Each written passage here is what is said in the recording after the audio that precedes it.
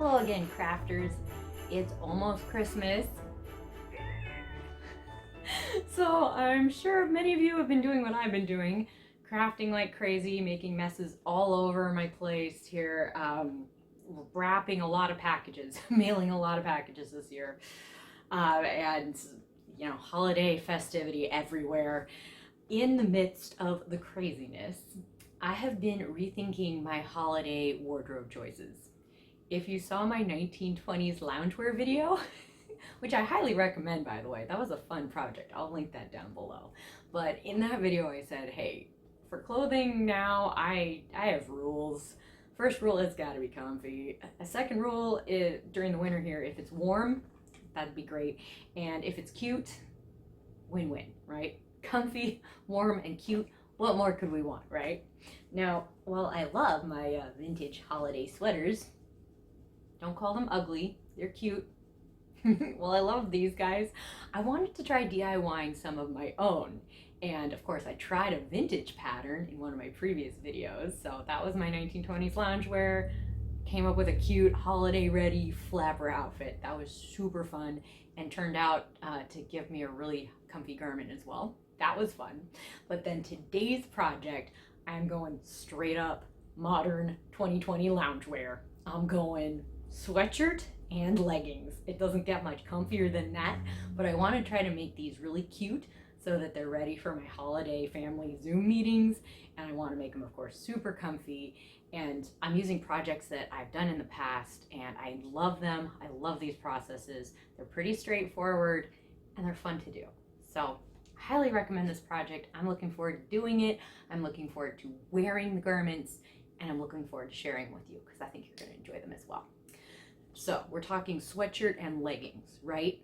Let's talk leggings first because these are from a project that I've already done. I actually did these last Christmas. Let's see if you can see these guys. Oh my gosh. Okay, so I don't know if you're like me, but I have a really hard time finding holiday leggings that fit and are, things I want to wear. It seems like the ones I order online are always too long, or they're completely polyester and they're kind of sweaty. So I thought, what if I paint my own leggings with a stamp and fabric paint? Then I'll know the leggings fit and I can customize them. If you guys have stuck around the blog or the YouTube channel for any period of time, you know I love fabric stamping. We actually did a whole bunch of that in my video last week. I'll link to that as well. Another fun project. But these guys are stamped. Yeah. So I started with some leggings that I love. I really like the brand Hue because they have a lot of cotton in their content. So these guys were a pair of leggings I already have. I recommend cottony leggings more than yoga pants or something that's a shiny material. The shiny doesn't seem to take the fabric paint very well. You can see these guys even are a little bit sketchy in the way they took the paint. I actually kind of like that look, so it doesn't bug me, but I found that the cotton just works better. I've tried both, like the cotton. But I will link to the blog post where I made these the first time because I was pretty excited last year to figure out how to do this. Check out that post, especially to see how I stuffed the legs of the leggings to make it so I could paint on them. So that might surprise you. I was pretty proud of that discovery myself. So check out that video to try, check out that blog post to do your own leggings. It's a pretty straightforward process. Get a stamp, paint the stamp with fabric paint. After prepping your leggings, apply your stamp.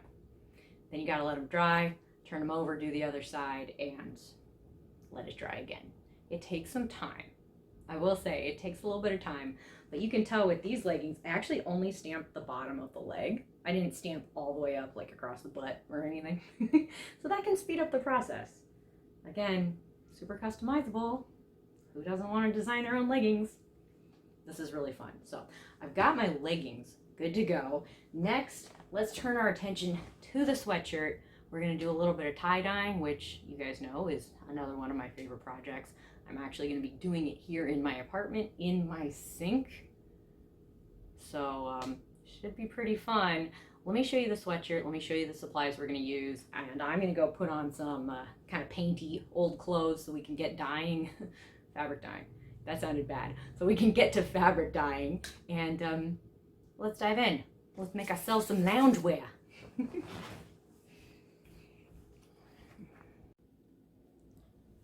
Okay, here's our sweatshirt. Now, I got this one actually from Amazon. This is a women's tunic length sweatshirt, and I'm pretty excited about that minty green because I'm kind of thinking kind of minty, pepperminty, swirly inspiration for this idea. So I'm loving that color. I think it's going to work really nicely with my dark green Rit dye. I got like the darkest green I could find, so I think this is going to be pretty good. Now, the only problem is that the sweatshirt's fiber content is only 60% cotton, the rest is polyester. Yeah, it's better to work with natural fibers when you're doing dyes, unless your dye is specifically designed for polyester. So going into this project, I already know that the garment's not going to accept all of the dye. The color from the dye will come out quite a bit lighter than it shows on the box. If I was doing an all cotton garment, it would probably dye very dark green. Since I'm doing this garment, it will probably be closer to a minty color. I just know that going into it, and I'm okay with it. I think it's going to pair nicely with the color the sweatshirt already is. But just wanted to give you guys a heads up on that. Hey, if you can find 100% cotton garments to work with, that'll take the color truer. Now, I had a great suggestion. I was talking to my aunt this afternoon, and she's a master tie-dyer, and she said, hey, your garment's probably not going to take the dye very well. Don't worry about doing a complicated tying pattern for this tie-dye, because the pattern may or may not show up. So instead of doing really complicated like starbursts or stripes or something like that, I'm going to go kind of easy peasy, and I think I'm just going to kind of bunch this garment up. Let's grab some rubber bands here. Let's see, I got a whole bunch of them. All right, let's dive in. Let's just start kind of bunching as we go. Okay, I think I'm going to start with the center because I want to make sure that still gets some dye. So I want it kind of poking up. Okay, some bunching, bunching, scrunching, bunching, scrunching, scrunching, bunching. Okay. Now this will get a little trickier. Okay, now I got to try to keep it kind of scrunched. Oh boy. Let's just start there. Okay, let's just try to get one over here.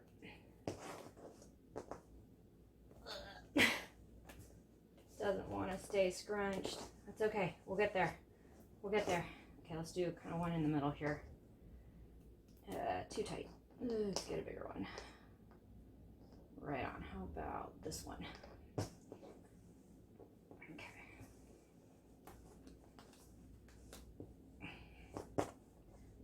Okay, it's a start. It's a start. Let's scrunch these arms in a little bit. Scrunch these arms in a little bit. And maybe I can do one like straight across like that. That would be really good. Let's get a big rubber band. I'm just gonna do that. Woo! Okay, that's kind of cool. Might actually want another one on there. Try to keep that in place.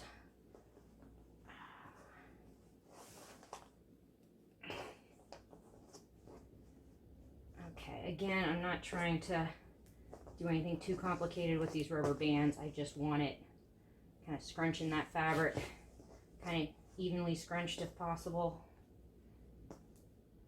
Let's see how it's doing over here. A little adjusting. Somewhat evenly scrunched if possible. Huh. I don't know, guys. How's that looking? All right, I think that'll be okay. Okay, let's head over to the sink. Let's get the rest of our supplies, and we'll get tie-dyeing.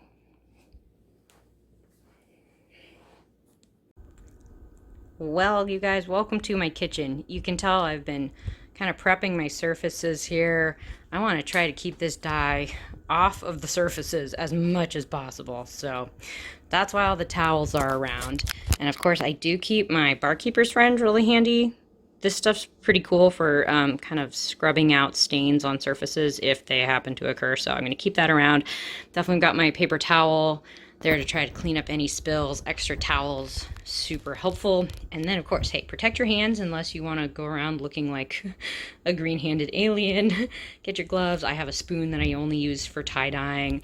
And then, oh, I'm going to use this at the end of the dyeing process. I've got some dye fixative. I like using this whenever I can because it does seem to lock the RIT color in better. So first I'll use my dark green RIT dye, and then after I've used that, I'll do a separate bath of this fixative and water just to try to lock in that color. I also have some salt, which I'll be using to the water since I'm doing a cotton fabric. And of course, I'll be looking at the directions on the back of my RIT box because they talk us through the process, how much water to use, what temperature, all that good stuff. I'm actually going to start filling up one side of the sink here. And excuse me. Apparently I'm hope I'm not allergic to tie-dyeing. I'm going to fill up one side of the sink here. I'll set up my tripod and let's get this sweatshirt going.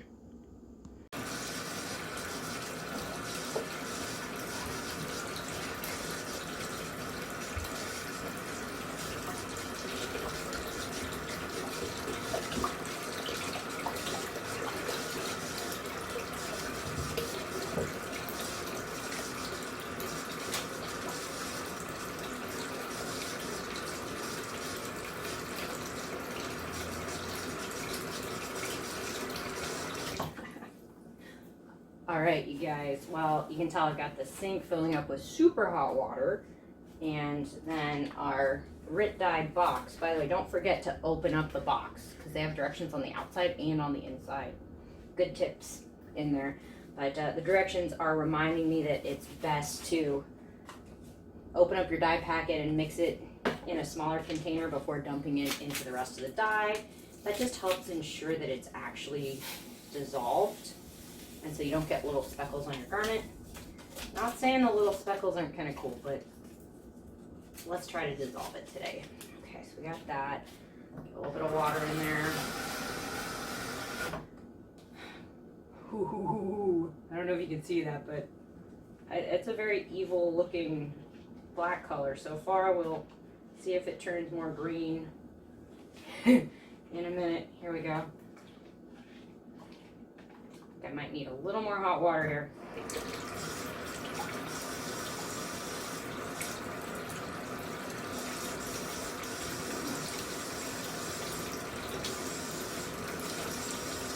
That's pretty good.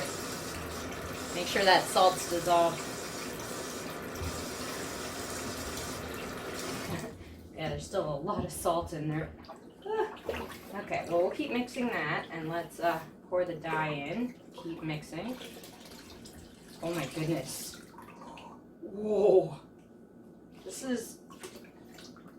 Whoa. I don't know if you can see that, but this is like... It looks kind of black. Brown, actually. Oh, still have some dye that wasn't dissolved in there. Oops. Okay, well, we'll see what this looks like once it's actually on the garment. Because oftentimes it looks really different just in the water. We'll see what it actually does on the clothing. Yeah. Okay.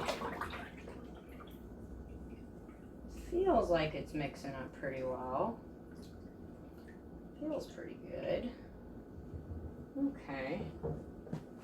I just see I'm getting a little dye splattering going on, so always better to clean up as you go because it'll stain the surfaces. So keep those guys handy. Okay, sweatshirt time. Let's see. All right. Wow. Here we go. Let's put it in. Fingers crossed. Fingers crossed. Oh my gosh. Okay, what's it gonna... Oh! Oh my word. Ooh. That is definitely like kind of a grayish, brownish, like fur color? Like fir tree, you know? I don't know. Let's put it in there. Oh my goodness. Ooh. Try to get that submerged. Okay, well, I'm going to keep an eye on this. Try to stir it, you know, around as I go. I'll probably set a timer for about, I don't know, maybe 20 or 25 minutes, and I'll keep checking on it during that process. And once I feel like it's dark enough, then I can take it out and rinse it out in cold water. I do have to keep in mind though that a lot of the dye is probably going to rinse out of this because of the polyester in the sweatshirt. So I probably want to have it a little darker than I want because it'll probably lighten. Yeah, okay, we'll see. This is looking kind of cool though. I'm enjoying this. Like, woo, wonder what this is gonna look like. Hey, you never know with tie-dye, and that's the beauty of it. You can't control it, you can't predict it. It is its own magical process. There we go. So I'm gonna set that timer and I'll check back with you guys when it's time to wash it out.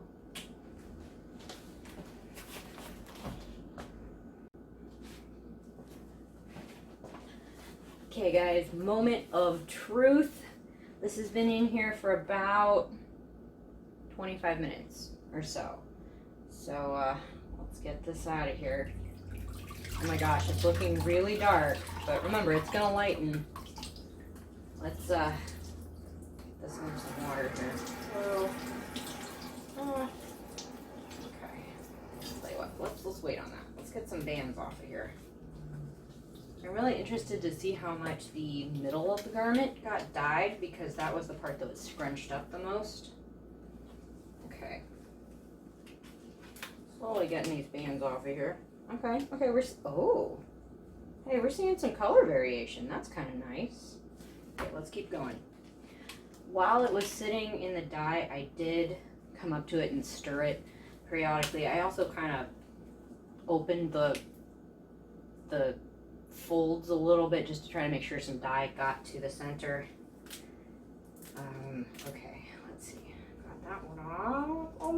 Almost. Got it.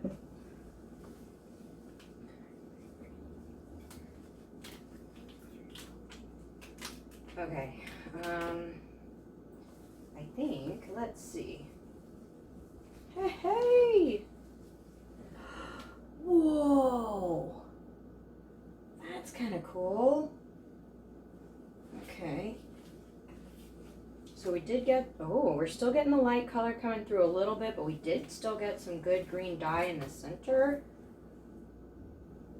Oh, wow. Okay, it'll be a lot easier to see, of course, when we've washed it and dried it. I have a feeling some of this color is going to wash out when I put it through the washing machine as well. So it still might lighten a bit, but wow, that's pretty. I'm liking it.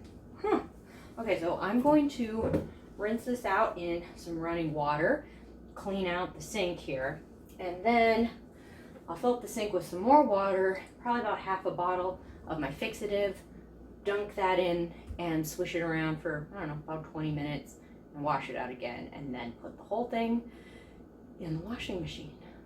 And then we'll see what it looks like in the end.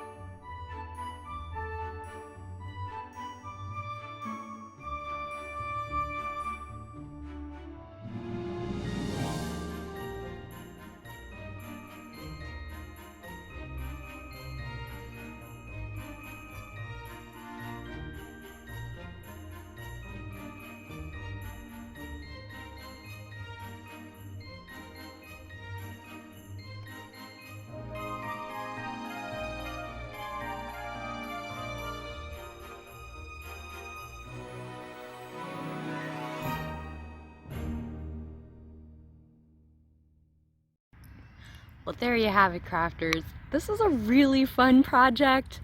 I love tie-dye in all its forms. So getting to do something kind of warm and cozy for the holidays was just a fun, relaxing project. And of course, being able to customize my own leggings is kind of a dream project of mine. So it was really fun to do these, put this together, and I'm definitely gonna be wearing this outfit all holiday season and family holiday Zooms and all those good things.